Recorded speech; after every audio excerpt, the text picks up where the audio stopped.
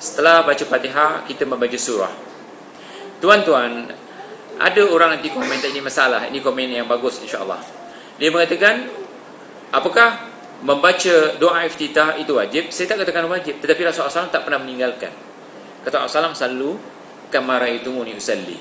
Solatlah kamu sebagaimana kamu lihat aku solat. Bermakna setiap rakaat bagusnya kita baca doa iftitah. Sebab Rasulullah SAW tak pernah meninggalkan. Rasulullah SAW tak mengatakan wajib, sahabat-sahabat tak mengatakan wajib. Bila Rasulullah SAW tak pernah meninggalkan, itu bermakna kita lakukan. Okey? Setelah baca Fatihah, Rasulullah SAW tidak pernah meninggalkan surah. Baca semua hadis-hadis. Bermakna kalau kita nak sembahyang seperti Rasulullah SAW, kita baca surah, bukan susah sangat, walaupun yang pendek. Jadi kita baca surah. Bermakna kalau kita sembahyang, kita Allahu Akbar baca Bismillahirrahmanirrahim, Alhamdulillahirabbil alamin, kemudian lepas amin, rukuk, kemudian berdiri, sujud, duduk antara dua sujud, sujud semula, bangun, baca Alhamdulillahirabbil alamin sampai amin, dia sujud. Ini sembahyang saya tak tahu macam mana, daripada mana contohnya. Walaupun ulama mengatakan boleh, saya lebih senang yang keluar daripada lisan Rasulullah. Saya lebih senang yang Rasulullah SAW contohkan. Sebab Rasulullah SAW mengatakan sallu kama ra'aitumuni usalli. Macam-macam orang boleh buat. Ada yang mengatakan, Ustaz, saya tak baca Fatihah. Separuh ulama mengatakan boleh. Saya terus baca qul huwallah. Sedangkan la salata liman lam yaqra' bi Fatihatil kitab. Tidak ada solat bagi siapa baca Fatihah. Sampai hadis ni katanya, oh hadis ni memang sah, tapi hadis juga sah. Jadi macam-macam nanti solatnya orang. Ada orang datang dalam majlis saya, Ustaz, saya tak baca Fatihah, saya baca qul huwallah. Mana dalilnya yang salah? Sebab disuruh baca Al-Quran. Faqra'u ma tayassara minhu katanya. Itu dalil juga Al-Quran. Tetapi bukan di situ tempatnya. Jadi lebih baik kita lihat satu-satu bagaimana solatnya Rasulullah SAW. Kalau Rasulullah SAW baca doa iftitah, baca doa iftitah. Selepas baca Fatihah, Rasulullah SAW baca surah, kita baca surah. Jangan tak baca surah. Tidak ada dalil yang sahih mengatakan Rasulullah SAW tidak pernah baca surah apabila sembahyang, apa saja jenis sembahyangnya. Dia baca surah. Kecuali sembahyang mayat. Ya kan? Sembahyang mayat saja. Tapi ini sembahyang apa namanya? Sembahyang selain daripada 5 waktu, ia membaca surah. Wallahu a'lam. Teruskan kalau ada soalan. Ya, teruskan sahabat. Ya. Teruskan. Okey, regarding masalah tahiyat akhir. Ya. Okey, antara doa-doa yang Rasulullah anjurkan digunakan apabila untuk diberi ilmu semua. Katakan saya tak hafal bahasa Arab dia. Bolehkah saya baca dalam hati dalam bahasa Melayu sesudah saya minta perlindungan daripada Dajjal, dan all the ada doa tu boleh saya baca dalam bahasa Melayu dia? Itu satu. Yang kedua adalah bolehkah kita selain pada apa yang Rasulullah anjurkan tu, doa-doa dia? Ketiga is instead kalau saya tak buat di ayat akhir, saya buat di dalam sujud, adakah boleh? Dan keempat, something regarding puasa sunat hari Jumaat, ada ke tidak ada? Terima kasih. Soalan yang pertama, cuba ulang lagi sekali soalan yang pertama. Dia berlupa. Okey. Soalan ni sebenarnya sering saya jawab di sini, ya kan? Boleh tak saya berdoa di waktu sujud dengan menggunakan bahasa Melayu? Jawabannya boleh. Kenapa kita katakan boleh? Kata Rasulullah SAW, mintalah apa yang kamu hajati. Lihat, apa yang kita paling hajat. Dan kata Rasulullah SAW, fa'aktharu du'a'u fihi. Kalau kita baca hadisnya, yang paling dekat kita kepada Allah, akrabu ma yakunul 'abd min rabbih wa huwa sajidun sujud. Yang paling dekat seorang hamba dengan Tuhannya sujud. Fa aktsaru du'a fihi, disuruh banyaklah berdoa. Dan di hadis yang lain, mintalah yang paling kamu hajati. Okey, kalau kita tak boleh bahasa Arab, saya misalkan itu kat sini apa dia, kita hantar ke luar negeri, habis duit ribu-ribu. Sekali anak kita pun tulis SMS, Abah besok saya exam, boleh tak doakan saya? Doa yang paling makbul bila? Sujud. Okey, gunakan bahasa Arab, siapa boleh? Kita tak mampu gunakan bahasa Arab. Maka Allah Subhanahu Wa Taala sifatnya Ar-Rahman dan Rahim, cuma tidak boleh dilafazkan. Saya pernah bertanya kepada masyayikh tentang ni. Ya Syekh, banyak kaum saya ini tak boleh bahasa Arab. Dia katakan memang kat Indonesia tu berapa juta, kebanyakan tak boleh bahasa Arab. Kat India berapa juta, kat Pakistan, kat dunia berapa banyak orang yang tak boleh bahasa Arab. Mana ramai orang Arab dengan orang bukan Arab? Orang bukan Arab lebih ramai. Takkan Allah turunkan agama ini untuk orang Arab saja? Tidak, diturunkan kepada siapa yang beriman. Tidak mampu kita bahasa Arab, maka kita gunakan bahasa Melayu sebab disuruh. Kalau gunakan bahasa Melayu misalnya, ya Allah, anak saya si fulan dan si fulan sedang belajar dan besok ambil peperiksaan, luluskanlah dia, mudahkanlah dia dan dapatkanlah dia, mudah-mudahan dia dapat keputusan yang cemerlang, excellent misalnya. Itu disuruh bukan dilarang. Kalau disuruh, kenapa kita buat? Jadi kita doakan. Begitu juga kalau tidak mampu sujud lama, sebab ada orang tak boleh sujud lama, ataupun ada orang duduk kat kursi tak boleh sujud langsung, ya kan, sembahyang kat kursi, sedangkan disuruh waktu sujud, waktu tahiyat akhir.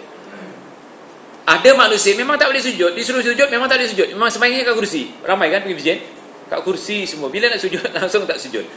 Oleh kerana Allah sayang kepada kita, tak boleh waktu sujud waktu, ya, yang mana Wa'il bin Hujr mengatakan, hadisnya panjang penghujungnya, dia mengatakan wa ra'aituhu yuharrikuha wa yad'u biha, dan aku benar-benar melihat Rasulullah SAW ya solat, dia sambil menggerak-gerakkan jarinya, dia terus berdoa sambil menggerak-gerakkan jarinya, yakni setelah innaka hamidum majid, dia menggerak-gerakkan jarinya terus berdoa. Bermakna doa yang paling bagus sekali kalau tidak mampu di waktu sujud, di waktu tahiyat, boleh tak kita dalam bahasa Melayu, walaupun kita baca dalam hati, mulut kita kena kumat kamik, suara tak boleh. Kalau kita lihat dalam misalnya dalam kitab Qaulul Mubin fi Akhta'il Musallin oleh Syekh Mashhur, kalau kita lihat syekh-syekh kita seperti Jibrin dan banyak lagi, mereka semua sepakat mengatakan kalau kita berzikir, mulut kita kena goyang, lidah kita kena goyang, bibir dan lidah, sehingga Rasulullah SAW kalau salat ni laju, dia punya janggut nampak di belakang, bermakna dia berkumat kamik. Jadi kalau orang sembahyang mulutnya diam sampai habis, itu bukan sembahyang namanya. Jadi Rasulullah SAW suruh menggerakkan lidah dan bibir.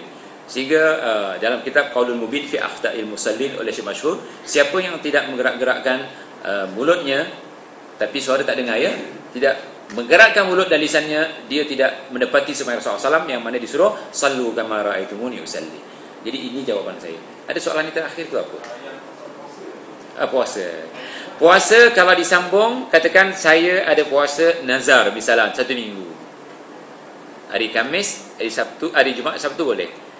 Mengkhususkan puasa hari Jumaat tak ada sebab, itu hukumnya haram.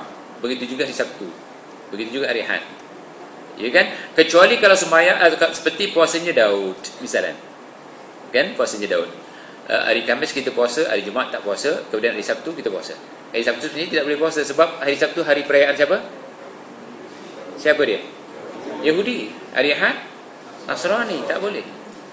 Jadi kalau katakan saya ada puasa nazar dan apa saja, kata Rasulullah, kecuali kalau disambung, ketepatan disambung, kena nazar 3 hari, katakan kena puasa 3 hari, Rabu, Khamis, Jumaat, boleh, ya. Tetapi tak ada sebab kita puasa hari Jumaat boleh?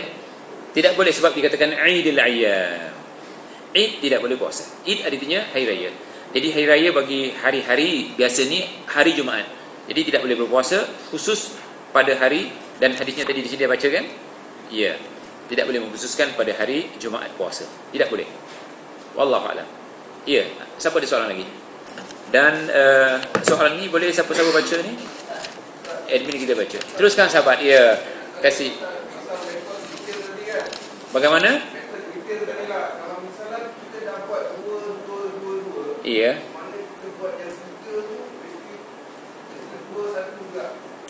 Seeloknya seperti itu.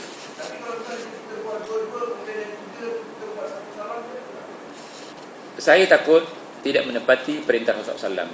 Sallu kama ra'aitumuni usalli. Mudah bagi kita. Sayanglah salat kita. Sebab ya, dalam satu hadis yang sahih, inna awwala ma yuhasabul abd yaumal qiyamati as-salat wa in salahat salaha amalahu kullu wa in fasadat fasada amalahu kullu. Yang pertama sekali akan dihisab oleh Allah Subhanahu wa taala di akhirat besok adalah salat kamu. Jika solat kamu diterima, maka diterimalah amal kamu. Jika solat kamu tidak diterima, maka amal kamu tidak diterima. Kuncinya solat.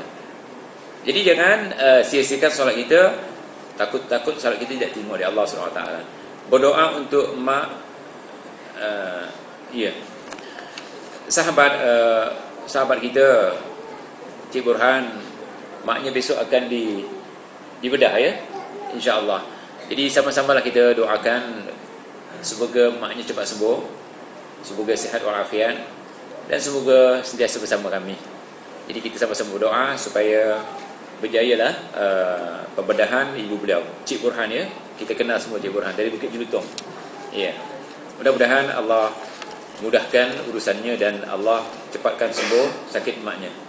Amin ya rabbal alamin. Ustaz, adakah ada sunnah Nabi melakukan qiyamul lail secara berjamaah? Iya. Lakukan secara jamaah. Sebab sembahyang jamaah 27 kali lebih besar pahalanya daripada seorang diri. Makanya berjamaah dengan isteri, berjamaah dengan anak, berjamaah dengan kawan-kawan. Misalnya di asrama, yang duduk asrama ni duduk asrama, duduk di rumah. Iya. Apa salahnya sekali-sekali buat pakat-pakat sembahyang antara jadi imam ke ganti-ganti. Latih diri kita ke depan. Kan bagus. Ia dah belajar tu. Saya kasih percuma ni, belajar saya percuma. Ambil aja, ya. Nanti baca qiyamul lail malam ni, kalau boleh saya solat salah seorang ni jadi imam. Kalau boleh lah, kalau tak boleh tak masalah. Iya, boleh. Contohnya antara suami dan isteri. Tadi dalilnya, kalau boleh kita renjes sedikit rumah bila balik nanti orang rumah kita renjes sendiri. Ya. Kemudian kalau dibangun sembahyang berjamaah. Rasulullah SAW sering berjamaah dengan istrinya. Soalan Ustaz, apakah hukumnya bersolat dalam keadaan air mazi belum kering? Air mazi itu najis. Ada cerita ni Ali radhiyallahu anhu, dia orang yang sihat sampai badannya besar, sampai isterinya Fatimah kadang-kadang sampai melecet tangannya, dia giling sendiri. Dia punya apa? Dia punya gandum, sebab makannya lebih banyak daripada yang lain. Jadi dia seorang yang sihat. Bila seorang yang sihat, tentu nafsunya kuat. Itu tanda-tanda orang sihat, betul kan? Tapi kalau tak sihat macam-macam kan. Jadi yang sihat ni biasanya nafsunya kuat. Jadi dia selalu keluar mazi sampai dia nak kahwin lagi satu kan. Kata Rasulullah SAW tak izinkan, bukan kerana cemburu dia suami anaknya, tak. Kata Rasulullah, bagaimana seorang wanita boleh tahan seperti anaknya Fatimah? Ali sering meninggalkan rumah untuk perang, balik dengan debu, dengan luka sana, luka sini, debu, cedera lah kan. Tetap berasa sakit kan, ada gangguan. Kalau luka sana, luka sini, tetap ada gangguan. Jadi Ali larang kerana takut wanita yang kahwin dengan Ali nanti tidak tahan. Ya. Jadi Ali adalah orang yang di antara kuat nafsunya, sehingga sekarang apa, tongkat Ali, Kecik Fatimah. Allahu Akbar, yang bukan dia orang ni. Jadi Ali segan nak tanya kepada Rasulullah SAW, maka disuruh seorang sahabat.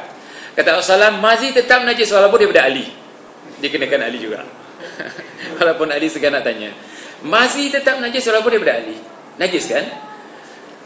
Kemudian ada satu lagi namanya wadi. Dia mani, mazi, wadi. Yang tidak najis adalah mani. Makanya seorang wanita setelah disetubuhi oleh suaminya, katakan dia sembahyang, keluar dari farasnya, dari lubang farasnya, mani suaminya, dia tidak batal, teruskan solat. Yang dibatalkan kalau keluar daripada tempat keluar kencingnya dan tempat dubur keluar tahinya, itu ya.